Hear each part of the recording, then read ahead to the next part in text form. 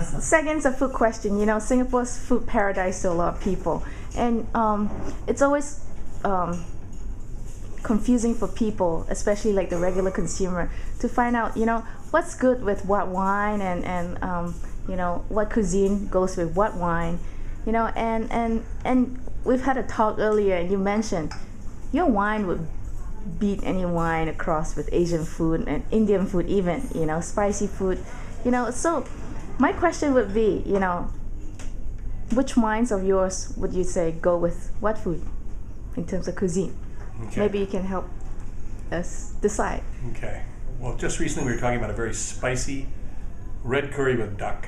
Duck has a lot of fat, and even with the spice and the different heat levels that we're talking about, I think our Pinot Noir would go great with a dish like that. I also think our Pinot Noir goes great with lamb Rogan Josh, for instance.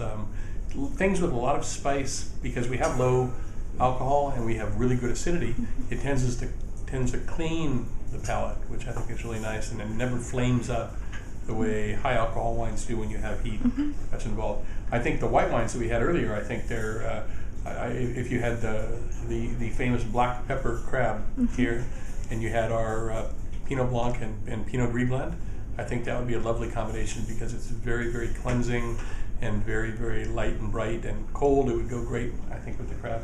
I'm working on the wine that would be good with chili crab. Maybe the Los Alamos Pinot Noir that we had. It was a little bit tobacco-y and a little bit earthy. I think you know, that could be a possibility. But if that didn't work, my suggestion would be a wine that I make that is not yet in the marketplace, but will be here. I make a Nebbiolo that I think, because it's really, really, really spicy and lively. I keep it 4 years in barrel, and it takes on a wonderful texture, light body with no tannin. Maybe that in that red sauce that's around the chili crab could be a good combination. I really do believe that Singapore is a food paradise. There's no question about it. The different kinds of flavors. I mean, only in Singapore can you say, tonight I want to go out and have Indian food, but have real Indian food. Not have a guy who used to be a tailor in India or a florist who moved and said, oh, I can cook better than these other jerks, and made Indian food in Southern California or in San Francisco. You can have really trained chefs that do a great job. The same thing with Thai food, the same thing obviously with Chinese food.